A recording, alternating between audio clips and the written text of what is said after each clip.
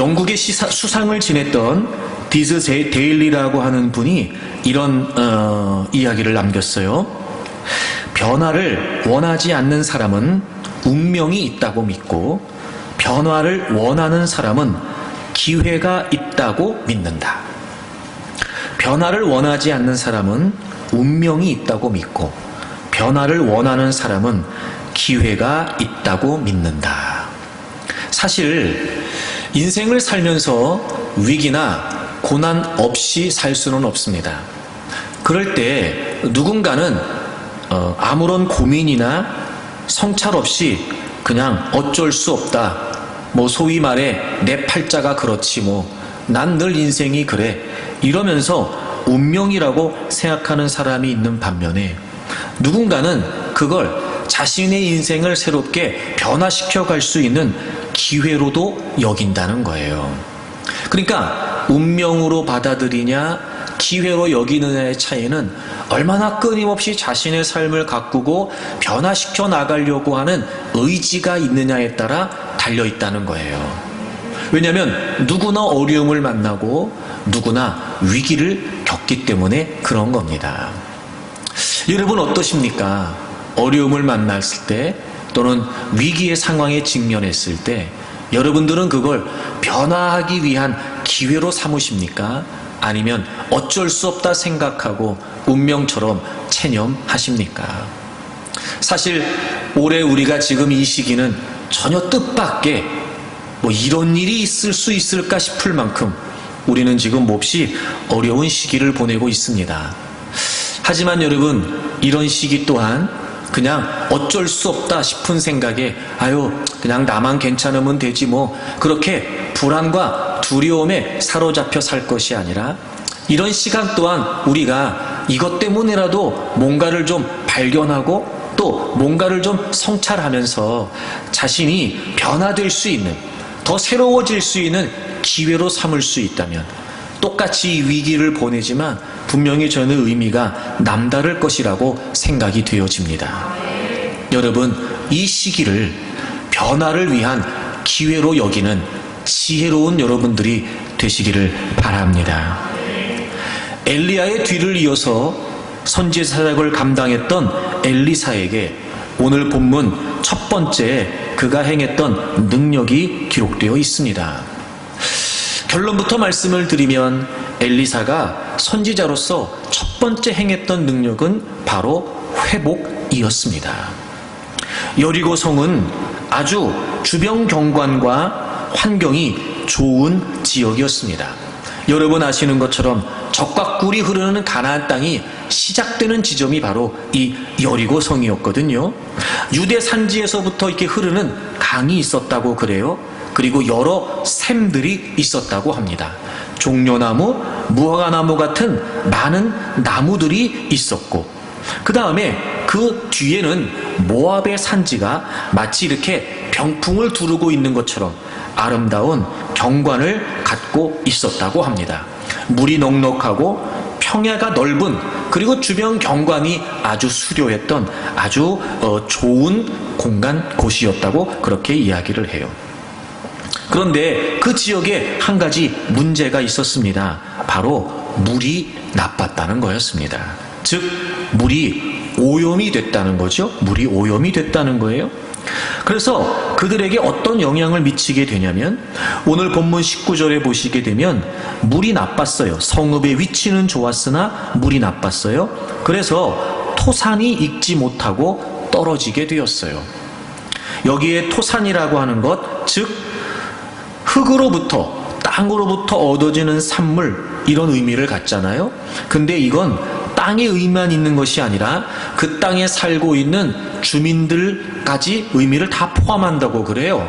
그래서 이 토산이 떨어진다, 익지 못하고 떨어진다는 게 두 가지 의미가 있는데, 첫째는 뭐냐면 나무의 열매가 없다는 거예요. 땅으로부터 주어지는 나무의 열매가 없다는 것과 동시에 아기를 갖지 못하는, 사람이 아기를 자꾸 유산하는 그런 상황도 표현한다고 그래요. 그러니까 물이 오염이 됐어요. 그래서 땅만 오염시킨 것이 아니라 사실은 그 여리고성 주민들 그 몸에도 건강에도 해로움을 미치게 됐다는 거예요. 그래서 열심히 수고를 하지만 열매가 없고, 그리고 생명이 잉태되지 못하는 어려운 상황, 즉 삶이 위협을 당하고 생명이 위협을 당하는, 그래서 살 수 없는 지경이 된 거예요. 경치는 너무 좋았습니다. 환경은 너무 풍성했습니다. 물이 넉넉하고 평야가 넓었다고 합니다. 그쯤 되면 너무 살기 좋은 곳이다 라고 생각될 수 있지 않겠어요? 그런데 그 지역은 지금 살 수 없는 지역이 되어버렸어요.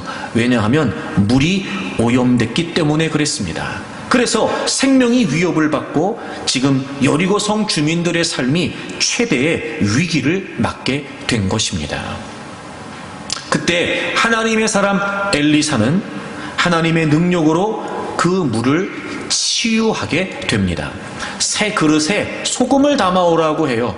그리고 그 소금을 물에 뿌렸는데 물이 회복된 거예요. 이렇게 보면 새 그릇, 소금 막 이런 것만 우리가 주목하기 쉬운데 사실은 그렇지 않아요. 이건 전적으로 소금의 능력이 아니었고 하나님의 능력이었어요. 왜냐하면 21절에 보면 소금을 엘리사가 그 가운데 던지면서 뭐라고 얘기하냐면 여호와의 말씀이 내가 이 물을 고쳤으니, 이렇게 돼 있어요. 여호와의 말씀이 내가 이 물을 고쳤으니, 그러니까 여기서 나는 엘리사예요, 하나님이세요? 하나님이세요. 소금이 아니에요. 소금을 뿌리면서 엘리사가 하나님의 말씀을 그대로 선포했어요. 내가, 즉 하나님이 이 물을 고치신다는 거예요. 그래서 다시는 죽음이나 열매를 맺지 못함이 없을지니라. 그랬더니 22절에 그 물이 엘리사가 한 말과 같이, 그러니까 이 말은 누가 하신 말씀이세요? 하나님이 하신 말씀이시죠. 하나님이 말씀하신 것처럼 이 물이 어떻게 됐어요? 고쳐졌단 말이에요. 그러니까 새 그릇에 소금을 담아오라고 하고, 그리고 소금을 그 물에 뿌리면서 단순히 소금 때문에 물이 회복된 게 아니었지요. 당연하죠, 여러분. 그 오염된 물에 소금 뿌린다고 얼마나 그 물이 깨끗해지고 그 오염된 물이 회복이 되겠냔 말이에요. 그게 아니고 그렇게 하면서 하나님이 하시는 말씀을 그대로 선언했어요. 다시 말하면 그 물은 하나님이 고치신 거라는 거죠. 그래서 하나님께서 그 물을 고쳐주셨어요. 당연히 그 지역이 회복됐겠죠. 그리고 여리고 주민들의 삶이 다시 편안해졌을 거라고 확신이 됩니다. 여러분, 오늘을 살고 있는 우리에게도 이런 회복이, 이런 치유가 절실하지 않으십니까? 지금 모두가 다 이 우한 바이러스 때문에 불안해하고 두려워하고 있는 이유는 다른 거 아니에요, 여러분. 사실 우리가 감기 걸렸다고 이렇게까지 하겠습니까? 사실 우리가 여러분 몸살에 걸렸다고 이렇게까지 하겠냔 말이에요. 그렇지 않아요. 이 바이러스가 우리에게 주는 불안감이 뭐예요? 죽을 수 있다는 거거든요. 다시 말해 어찌 보면 그냥 바이러스인데요, 사실 이게 지금 우리의 생명을 위협하고 있는 거죠. 그래서 우리의 삶 전체가 지금 위협을 받고 있어요. 모든 게 다 어쩔 수 없이라도 제한될 수밖에 없는 그런 시기를 우리가 지금 겪고 있어요. 정말 우리가 여러분도 그러시겠지만 매일같이 우리가 기도하지만 하루빨리 하나님이 좀 은혜를 베풀어 주셔서 하나님의 회복이 있고 이 땅에 하나님의 치유가 있기를 우리 모두가 다 같이 바라고 있습니다. 열왕기하 2장에 나와 있는 이 역사처럼 말입니다. 여러분, 우리가 어려워하고 힘들어하고 있는 이 시기에 우리 모두에게 이 땅에, 그리고 모든 민족과 열방에 하나님의 치유가, 하나님의 회복이 있기를 바랍니다. 그래서 여러분, 우리가 이 어려운 시기를 보내고 있지만, 그래서 우리의 삶이 어려워지고 있고 불안해지고 있고 우리의 생명도 위협받는 시기이지만, 여러분, 오염된 물을 고쳐주셔서 그들의 삶을 회복하셨던 하나님의 역사가 오늘을 살고 있는 우리에게도 일어나게 되기를 바랍니다. 그럼 우리가 어떻게 여러분 이런 하나님의 치유를, 능력을 기대할 수 있을까요? 제가 이 본문을 보면서 정말 눈에 탁 들어왔던 단어가 있었어요. 그게 뭐였냐면, 여러분 21절을 보세요. 21절. 그 물을 고치기 위해서 엘리사가 어떻게 했냐면요, 엘리사가 물 근원으로 나아갔어요. 자, 물이 오염됐어요. 지금 물이 오염됐어요. 그래서 그들의 삶이 지금 다 힘들어지고 있어요. 열매가 없어요. 아기를 가질 수가 없게 됐어요. 지금 생명이 위협받는 상황이 됐어요. 그래서 이제 그 물에 오염된 물을 고치기 위해, 오염된 물을 치료하기 위해서 당연히 엘리사가 하나님의 메시지를 가지고 지금 그 물을 고치러 가고 있잖아요. 근데 지금 어떻게 하고 있냐면 엘리사가 물 근원을 찾아간 거예요. 그리고 그 물 근원으로 나아가서 소금을 그 가운데 던지면서 하나님 말씀을 선포한 거예요. 결국 이런 거죠. 물 근원을 찾아갔어요. 물 근원을 찾아갔어요.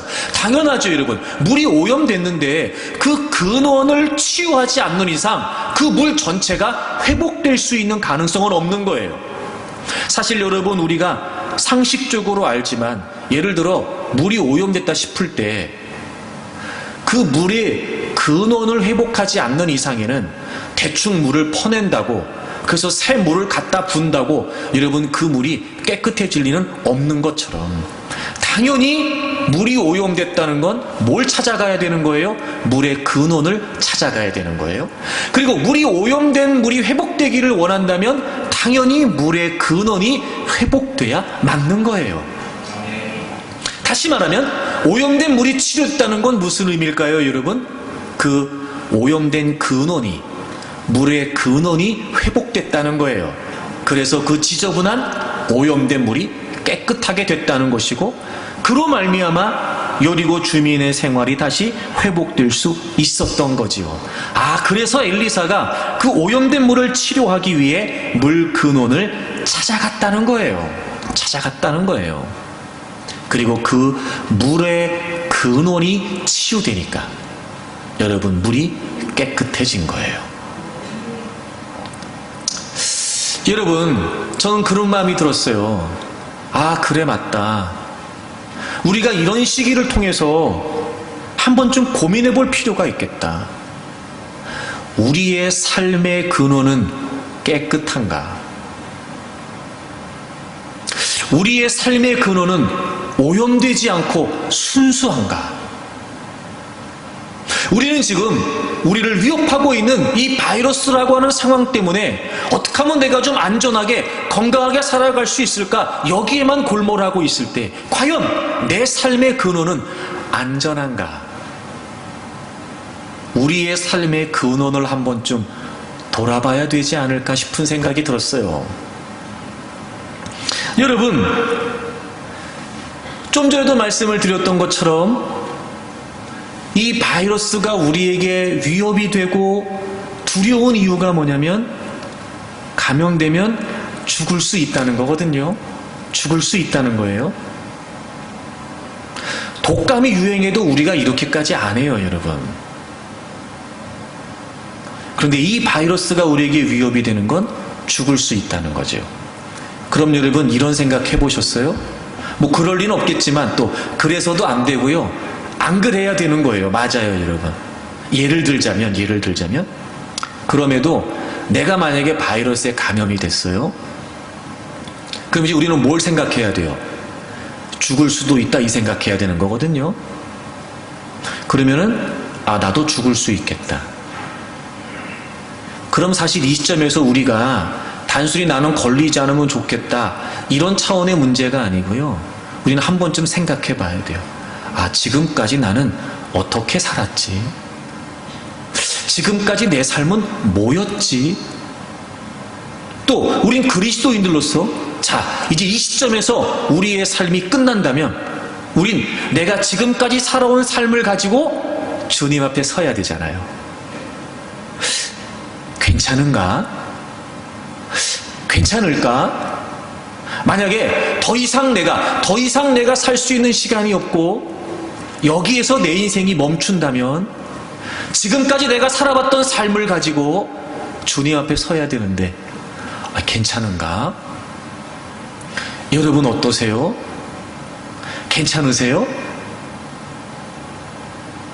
여러분, 우리가 진짜 두려워해야 되는 게 뭘 것 같아요? 내 삶의 근원을 살피는 거예요. 물이 오염된 건 물의 근원이 오염됐기 때문이었어요. 그걸 놔둔 채 아무리 오염된 물을 퍼내고 새로운 물을 붓는다 해도요, 그 오염된 근원이 치유되지 않는 한 물은 깨끗해질 수 없습니다, 여러분. 그것처럼 오늘을, 이 시대를 그리스도인들로 살아가고 있는 우리에게 있어 이 상황 때문에라도, 우리를 불안하게 하는 이 시기 때문에라도 한 번쯤 우리의 삶의 근원을 점검해 봐야 된다는 거예요. 진짜 위협은 근원이 오염되는 거예요. 여러분, 진짜 위험하고 진짜 두려운 건 근원이 오염되는 거예요. 그러므로 오염된 물의 근원이 치유되면 물이 깨끗해지는 것처럼, 여러분, 우리가 이런 시기 때문에라도 단순한 두려움에 사로잡혀 있을 것이 아니라 다시 한번 내 삶의 근원을 살펴보는 가운데 혹시나 오염되어 있다면 내 삶의 근원이 치유되기를 하나님께 구해야 되고, 혹시나 내 삶의 근원이 지금 변질되어 있다면, 가치가, 방향이 흐트러져 있다면 다시 한번 삶의 근원을 살피고 그 삶의 근원을 바로잡는 것이 저는 진정한 회복이라고 믿습니다. 물론 여러분, 제가 여러분에게 우리의 삶의 근원이 무엇입니까? 라고 묻는다면 한결같이 다 하나님이십니다 라고 여러분 이야기할 겁니다. 물론이지요. 당신의 삶의 근원이 무엇입니까? 라고 묻는다면 당연히 내 삶의 근원은 하나님이십니다 라고 말할 수 있을 거예요. 그런데 여러분, 그 말의 의미를 우리가 얼마나 곰곰이 생각해 보고 있는지, 여러분, 삶의 근원이 하나님이시라는 게 과연 무슨 의미입니까? 마치 여러분 누구나 다 알고 있는 정답을 이야기하듯이 아무런 생각도 없이 하나님입니다 라고 말하고 사는 건 아니에요. 정말 삶의 근원이 하나님이시라고 우리가 안다면, 그렇게 믿고 산다면 진짜 우리의 삶의 모든 일거수일투족에서 그 근원에, 그 근본에 하나님이 계신 게 맞냔 말이에요. 삶의 근원이 하나님이신데 모르지 않는데, 여러분, 우리가 다시 한번 이런 시기를 통해서 살펴보면서 도대체 삶의 근원이 하나님이시라는 게 무슨 의미일까? 우리가 근원을 회복한다는 게 어떤 의미일까를 좀 생각해 봐야 되지 않겠습니까? 하나님께서는 우리 인간을 하나님의 형상대로 창조하셨습니다. 다른 피조물들은 각기 그들의 종류대로 창조하셨는데 하나님께서 인간만큼은 하나님의 형상대로 창조하셨습니다. 여러분, 하나님께서 우리 인간을 하나님의 형상대로 지으셨다는 게 무슨 의미일까요? 우리가 하나님의 형상이라는 게 무슨 의미일까요? 여러분, 이런 거지요.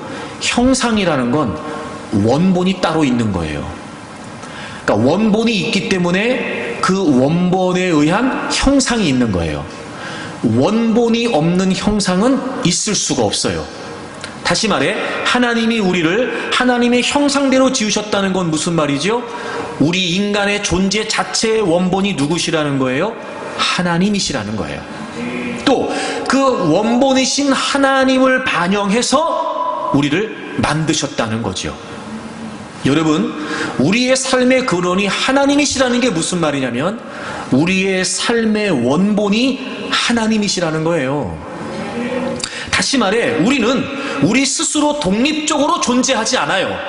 애초부터 우리의 삶의 존재 자체가 우리 스스로가 이유가 되지 않았어요. 원본이 하나님이셨거든요. 여러분, 우리는요, 당연히 그래서 우리의 삶의 모든 것들은 우리로부터 주어지거나 우리로부터 얻어지는 것이 아니라 사실은 우리의 원본 대신 하나님으로부터 주어지게 됐다는 거예요. 이런 거예요, 여러분. 우리의 삶의 근원이 하나님이시라는 건 우리의 존재의 의미가 하나님이시라는 거예요. 그 근원이 여러분 순수하고 깨끗하십니까?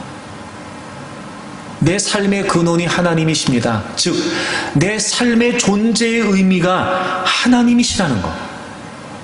여러분, 그 부분이 오염되지 않고 순수하게 보존되어 있는 겁니까? 아니면 이미도 우리의 삶의 근원이 다 오염되어 있는 건 아닌가요? 근원이 오염되어 있으니까 당연히 물이 지저분한 것처럼 우리의 삶의 근원이 하나님이시라고 하는 이 의식이 오염되어 있으니까 뭘 해도 여러분 우리의 삶은 오염된 삶인 거예요. 정말 우리에게 치유가 필요한 건 이런 시기를 통해 정말 내 삶의 존재의 의미를 내가 하나님께 두고 살았는지 우리가 다시 한번 점검해 봐야 됩니다. 물론 여러분, 저는 늘 이 시기에 매일 하루에 몇 번씩 여러분의 건강과 안전을 위해서 기도합니다. 여러분, 그래요. 하나님이 이 시기에 정말 치유의 은혜를 베풀어 주셔서 지금 어려움을 당하고 있는 모든 분들이 치유되는 것과 더불어 우리 모든 교우들 또 자녀들 각 가정이 저는 안전하게 건강하게 지켜지기를 바랍니다. 하나님께서 그런 은혜를 우리에게 베풀어 주시기를 소망합니다. 그런데 여러분, 이 시기를 지내면서 단순히 우리가 이 병에 안 걸리면 된다, 걸려도 나으면 된다, 이런 차원의 두려움만 사로잡혀 있지 말고 어쩔 수 없이라도 이 질병이 가져다주는 우리에게 엄습되어 있는 두려움이 있는 건 분명하지만 적어도 우리가 좀 믿음의 시각으로 신앙적으로 바라보면서 우리가 진정한 회복을 좀 도모해 가기를 원합니다. 여러분, 여러분의 삶의 존재의 의미를 정말 하나님께 두고 계셨던 겁니까? 잊으시면 안 됩니다.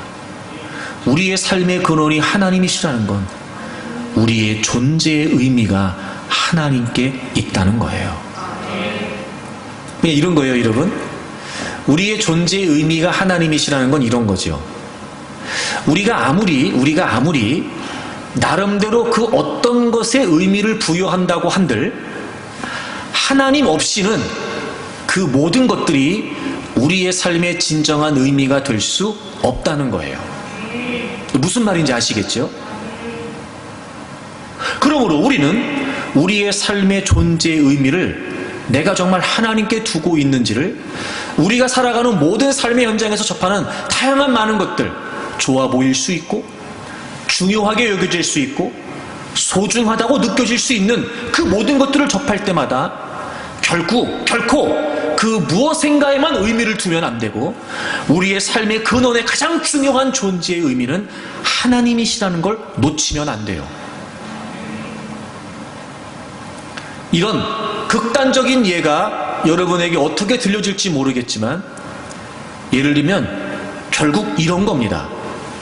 모든 게 다 없어도 나는 주님이 계시면 됩니다. 이런 고백으로 우리가 살 수 있다면 정말 우리의 삶의 근원이 하나님이신 거지요.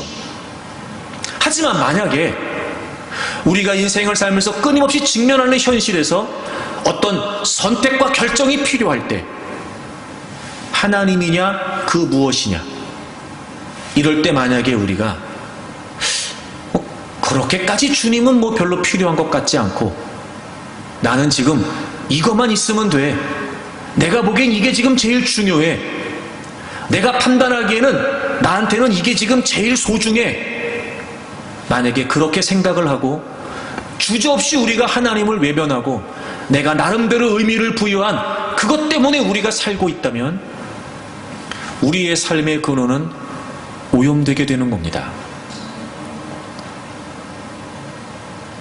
그런 여러분 잊지 마십시오. 어떤 경우에도 우리의 삶의 존재의 의미는 아무리 우리가 많은 걸 가지고 있고 아무리 우리가 화려한 걸 가지고 있고 아무리 우리가 그럴싸해 보여도 진정한 우리의 존재의 의미가 하나님이시라는 걸 잊으면 안 됩니다. 여러분이 성경을 좀 하나 찾아볼까요? 전도서 3장을 좀 찾겠습니다. 전도서 3장 11절. 하나님이 모든 것을 지으시되, 여러분 하나님이 모든 걸 창조하셨잖아요. 때를 따라 아름답게 하셨어요. 여기에서 이 아름답다라고 하는 표현은 우리가 보통 쓰는 그런 아름답다는 말이 아니고요. 이건 조화롭다 혹은 완전하다 이런 뜻이에요. 그러니까 하나님이 모든 것을 지으시되 때를 따라 아름답게 하셨다, 이 말은 무슨 말이냐면 하나님이 모든 것을 창조하셨는데 완벽하게 창조하셨다는 거예요. 그러니까 하나님의 창조는 완전하다는 거예요. 그래서 하나님이 우리 인간도 만드셨잖아요. 하나님의 형상대로. 우리 인간을 하나님의 형상대로 만드신 것조차 그건 하나님의 완전한 창조라는 거예요. 그러니까 우리 인간을 하나님의 형상대로 만드신 것은 아주 조화롭고 그리고 그걸로 충분했다는 거죠. 그러면서 이제 사람에 대한 이야기를 해요.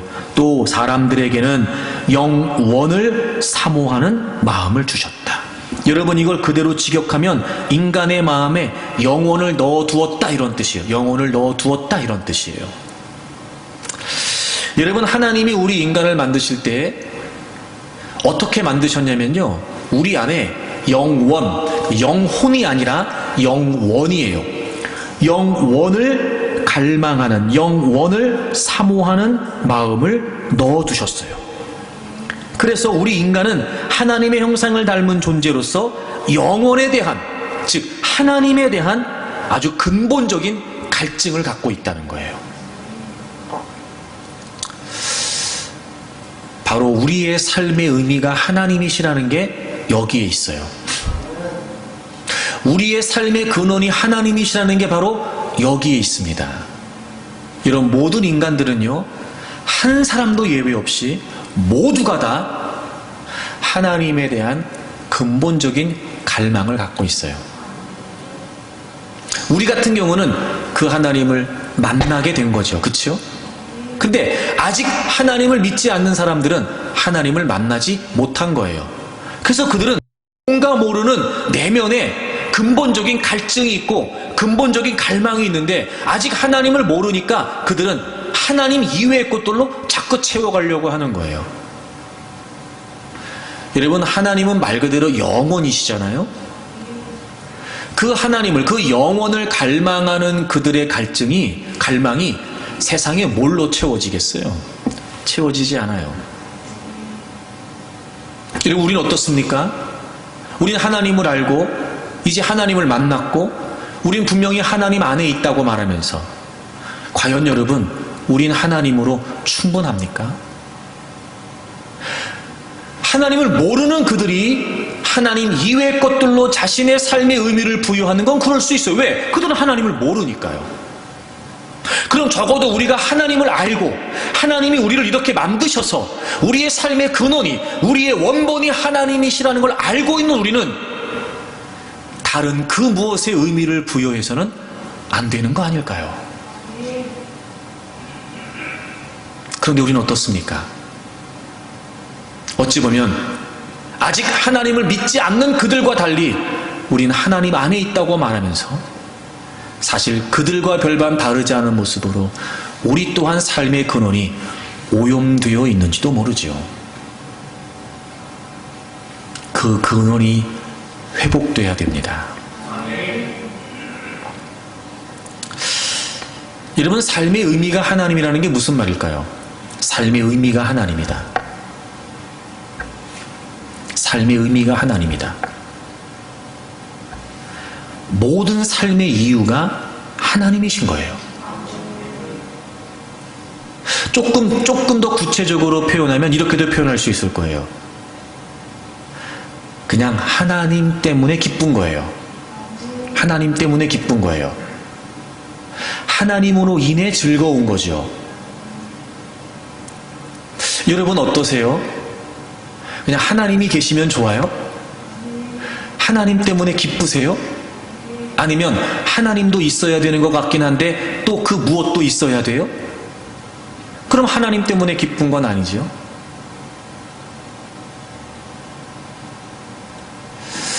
제가 좀 부끄러운 고백 같은데 우리가 지난 주일에 저녁 예배를 이제 드리지 않았잖아요. 굉장히 많이 고민했어요, 사실은. 토요일까지도 계속해서 제가 고민을 했어요. 근데 워낙 지금 이 바이러스 추세가 막 계속해서 확산되고 막 그러니까, 모두가 다 염려하고 불안해하는 과정에, 주일에 예배를 한 번만 드려야 되겠다 싶은 이제 어려운 결정을 이제 내리고, 또 우리가 이제 식사도 이제 멈췄기 때문에 여러분 끝나고 다들 일찍 돌아가셨잖아요. 그래서 이제 교회에 이렇게 있으면서 계속 마음이 불편하더라고요. 그런데 저도 사람인지라 그렇게 여러분이 다 가고 이제 혼자 있는데 여느 주일과 달리 굉장히 제가 마음이 한가로워지기 시작하는 거예요. 그러면 안 되는데, 게다가 저녁 예배가 없다는 게 저로 하여금 아주 저 자신을 굉장히 편안하게 만들더라고요. 그 전날 밤까지만 해도 저녁 예배를 드리지 못하는 것 때문에 막 힘들었고, 오전 예배를 드리고 여러분에게 그런 얘기를 하는 것도 저는 되게 불편했거든요. 이야, 근데 여러분 다 가고 난 다음에 혼자 교회에 있는데, 뭔가 모르게 이게 그러면 안 되는데, 이게 막 편안해지고 한가로워지고 막 그러는 거예요, 제가 마음에. 제가 하나님 앞에 몹시 부끄러웠어요. 그럼 제가 문득 든 생각이, 지금까지 내가 예배를 드린 게 하나님 때문에 예배를 드린 거야? 예배 때문에 예배를 드린 거야? 이런 마음이 들더라고요. 예배야말로 하나님이 좋아서, 하나님으로 인해, 하나님으로 말미암아 드리는 게 맞는데 말입니다. 지금까지 늘 그렇게 예배를 드려왔다고 저는 생각했는데요. 저녁 예배를 드리지 않는 게 한때 불편했다가 시간이 다가오면서 편안해지고 한가로워지고, 이거 괜찮은데 이런 마음이 들면서, 그럼 내가 지금까지 드렸던 예배는 하나님 때문이 아니었고 예배 때문에 예배를 드린 건가? 예배를 드려야 되니까 예배를 드리려고 했던 건가? 내가 설교를 해야 되니까 예배를 드리려고 했던 건가? 이런 마음이 드는 거예요. 예배의 의미가 뭐였지? 예배를 드리는 목적이 뭐였지? 이런 마음이 드니까 더 하나님 앞에 죄송한 거예요. 여러분 어떠셨습니까? 주일날 가셔서 저녁 예배 드리지 않으니까 그냥 막 홀가분 하셨습니까? 어차피 주일 저녁 예배 안 나왔던 분들은, 그래 오늘은 그래도 다 같이 안 하니까 나도 편하다, 이러셨습니까 여러분? 아니면 여러분 오전 예배를 마치고 돌아가면서부터 오늘은 뭐 하고 놀까 이 생각하면서 돌아가신 겁니까? 그렇다면 지금까지 우리가 드렸던 예배의 의미가 뭐였냔 말이에요.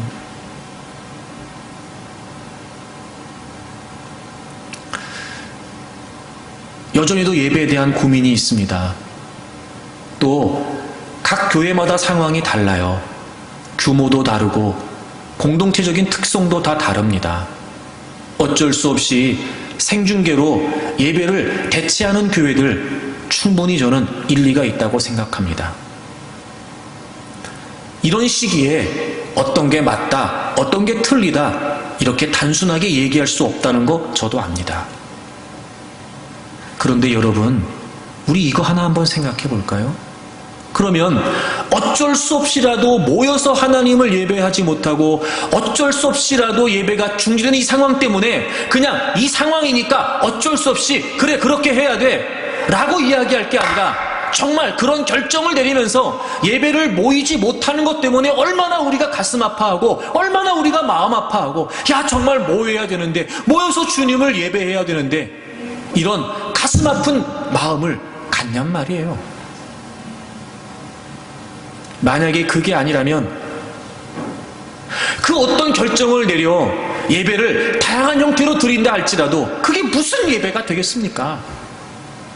오늘 또 우린 이렇게 모여서 예배를 드리고 지금 모이는 예배를 지키고 있으나, 만약에 우리 역시 예배를 위한 예배라면, 주님이 의미가 되고 주님의 이유가 되는 예배가 아니라면, 또 이런 시기에 이렇게까지 모이는 우리의 열심을 우리는 뭐라고 주장할 수 있겠습니까? 여러분, 하나님이 의미가 되신다는 건 바로 여기에 있는 거예요. 그러면 생각해 보세요. 예배도 그렇다면 우리의 삶은 어떨까? 저는 이 시기를 겪으면서 하나님이 주시는 메시지가 하나 있다고 생각하는 게 있어요. 그 중에 하나가 뭐냐면 이런 거예요. 언제부턴가 여러분, 우리 대한민국이요, 들로 산으로 놀러 다니는 게 유행처럼 번졌습니다. SNS를 통해서 맛집이네, 좋은 여행지네 그러면서 막 좋은 숙박업소부터 시작해서 막 난리를 치면서 말입니다. 하여튼 빨간 날은 어디 안 가면 이상해지는 그런 분위기가 됐다니까요. 그것 때문에 얼마나 우리의 신앙이 무너져가고 얼마나 우리의 주일이 허물어져 가는 건지, 허물어지고 있는지 우리 모르지 않습니다. 들로 산으로 시간 없다고 말하면서도 다닐 때 다 다니고, 돈 없다고 말하면서도 돌아다닐 것 다 돌아다니고, 그게 유행처럼 대한민국에 번지고 있었어요. 지금 어떻습니까, 여러분? 이제는 겁나서라도 못 다니죠. 근데 여러분 어떠세요? 그래서 죽습니까? 안 다니니까 죽어요, 여러분? 그러지 않거든요. 그럼 생각해 보세요. 만약에 거기에 내 인생의 의미를 두고 있었다면 그게 진짜 의미겠어요? 그렇지 않아요? 그거 안 해도 지장 없습니다. 굳이 그거 자체를 제가 죄악시하는 게 아니에요. 오해하지 마세요. 만약에 그게 의미였고, 그게 기쁨이었고, 그게 낙이었다면, 그럼 여러분, 우리가 삶의 근원이 하나님이라고 고백하는 건 무슨 의미냐 말이에요. 톡까놓고 우리끼리 한번 얘기해 볼까요? 놀러 다니면서, 끼리끼리 어울려 다니면서 맛있는 거 먹고 즐기면서 했던 그 기쁨과 즐거움, 여러분, 우리 하나님을 예배하면서 그만큼 기뻤습니까? 예배를 통해 하나님의 은혜를 경험하면서 그만큼 감격스럽고, 그만큼 여러분 흥분되고, 그만큼 즐거웠습니까? 내가 삶의 자리에서 주님을 위해 헌신하고, 때론 내게 주어진 사명과 내게 주는 비전 때문에 삶을 절제하고 포기하면서 내가 주님을 위해 산다, 이것 때문에 그만큼 내가 즐겁고 행복했습니까? 그렇지 않았다면 도대체 우리의 삶의 근원이 하나님이라는 것은 거짓말이었죠. 그만큼 여러분, 우리가 분별하지 못하고 무분별하게 세상의 흐름에 뒤쫓아가고 세상의 흐름에 휩쓸리면서 우리의 삶의 근원도 다 오염되어 있었던 겁니다. 삶의 의미가, 존재의 의미가 하나님이시라는 거 회복해야 됩니다. 근데 이 회복의 역사가 어떻게 시작되는지 아세요? 이런 본문 잠깐 돌아오실래요? 열왕기하 2장 보세요. 이게 어떻게 시작됐냐면요, 19절 보시면 그 성읍 사람들이, 그러니까 여리고 사람들이에요, 엘리사에게 찾아왔어요. 그리고 말하는 거예요. 우리 주인께서 보시는 바와 같이 이 성읍이 위치는 좋으나 물이 나쁨으로 토산이 익지 못하고 떨어지나이다. 여러분, 이 물의 근원이 치유돼서 그 물이 회복되는 역사와 능력이 어떻게 시작됐냐면, 그 여리고 사람들이 그렇게 어렵고 힘든 시기를 겪으면서 그 위기 속에서 여리고 사람들이 엘리사를 찾아와서, 엘리사 선생님, 선지자님, 보시는 바와 같이, 지금 보시는 것처럼 우리가요, 성읍의 위치는 좋은데 겉은 이렇게 좋고 화려한데요, 물이 지금 다 오염됐습니다. 우리의 속은 지금 다 썩어버렸습니다. 보시는 바와 같이 있는 그대로 솔직하게 포장하지 않고 그럴싸하게 감추어가면서 하지 않았어요. 보시는 바와 같이, 아시지요? 지금 우리의 처지가 이렇습니다. 지금 우리의 모양이 이렇습니다. 겉은 얼마나 화려한지 몰라요. 강물이 흐르고요, 이렇게 넉넉한 평야들이 있습니다. 뒤에는 산지가 두르고 있어서 누가 와서 봐도 아름다운 경관이라고 말하지요. 아마 모르는 사람들은 다들 살기 좋다고 할걸요. 근데 우리 물이 다 썩어버려서 우리의 삶이 위협을 받고 지금 우리가 생명의 위기를 만나고 있느니 이 모습 있는 그대로 다 보시니까 아시겠죠? 우리 좀 고쳐주십시오. 이것 좀 도와주십시오. 그렇게 여리고성 사람들이 있는 그대로 엘리사에게 나와서 고백한 걸로부터 하나님의 능력이 시작됐어요. 여러분, 회복이 뭘까? 치유가 뭘까? 여러분, 너무 단순하지 않습니까? 우리가 병이 걸렸을 때 치료받으려면 병원에 가잖아요. 예를 들어 약이면 되겠다 싶어 약국에 가잖아요. 여러분, 제일 먼저 하는 게 뭐예요?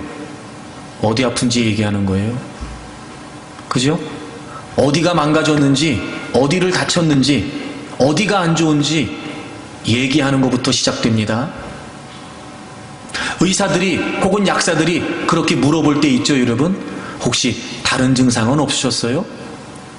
혹시 또 다른 증상이 있는데 얘기하시는 거지요? 말 안 하시는 거 있어요? 뭐 그런 거. 예를 들어 무슨 약 먹는 거 있습니까? 언제부터 아팠지요? 그게 다예요? 물어보잖아요. 왜 그래요? 정확히 상태를 알아야 치료할 수 있으니까요. 그래서 치료하기 전에 뭐 해요? 이것저것 찍어보기도 하고 진찰도 하고 엑스레이, 그걸로도 안 나오면 MRI도 찍어보고 뭐 혈액 검사도 하고 별의별 걸 다 해요. 왜 그래요? 정확히 상태를 파악하겠다는 거예요. 여러분, 그래야 치료되거든요. 여러분, 우리의 삶의 근원이 회복되려면 어떻게 해야 되는지 아세요? 내가 오염됐다는 거 알아야 됩니다. 내가 지금 오염되어 있다는 걸 고백할 줄 알아야 됩니다. 하나님, 제가 겉은 이렇습니다. 지금 오늘도 제가요 예배 지키려고 지금 이 자리에 나와 있습니다. 그런데 하나님, 제 속은요 오염되어 있습니다. 저 하나님 때문에 하나님 찾은 거 아닌 것 같습니다. 저 하나님 없어도 이거 있으면 살 것처럼 그렇게 살아왔습니다. 겉으로는 하나님이 삶의 의미라고 고백했는데 이제와 생각해보니 그게 아니었던 것 같습니다. 지금까지 나는 내 존재의 의미를 하나님이 아니라 내 존재의 의미를 내가 중요하다고 의미를 부여했던 그 세상적인 것들에 두고 살았습니다. 아이고 하나님, 겉으로 보기에는 목사고요, 겉으로 보기에는 직분자고요, 겉으로 보기에는 중직자인데요, 하나님 제 속은 다 오염되어 있었습니다. 하나님, 제가 다 모르고 있는 거 있다면 저의 썩어진 부분들을, 더럽혀진 부분들을 하나님 좀 드러내 보여주십시오. 제가 그런 모습이었습니다. 하나님 저를 좀 고쳐주십시오. 거기에서부터 하나님의 치유가 시작됩니다. 여러분, 오늘 말씀을 통해 진단하십시오. 지금까지 제가 전해드렸던 말씀을 통해 여러분의 삶의 근원에 대해 한번 진단해 보십시오. 그리고 정확한 진단을 위해 하나님께 구하십시오. 여러분의 자신의 모습을 살피십시오. 단순히 바이러스가 두려운 게 아니라 과연 내 삶의 근원은 지금 어떻게 됐을까? 물론 하나님이 우리를 이 모든 시기에 안전하게 건강하게 지켜주시기를 기도하고 원하는 바는 마땅한 일이거니와 한 번 더 생각해서 이 시기를 통해 만약에 오늘 내 인생이 끝난다면 과연 지금까지 나의 삶은 무엇이었는가? 내가 지금까지 살아온 모든 삶을 통틀어서 누가 봐도 아니 하나님이 인정하시기에 내 삶의 근원은 하나님이셨다 라고 할 수 있을까? 여러분, 여러분의 삶의 근원을 한번 살피십시오. 여러분의 육이 건강해지는 것뿐만 아니라 여러분의 영도 건강해지기를 바랍니다. 여러분의 육적인 삶이 이 시기에 하나님의 은혜로 지켜지기를 원하는 것과 더불어 여러분의 영적인 삶 또한 안전하게 오염되지 않고 깨끗하게 순수하게 지켜지기를 위해 힘쓰십시오.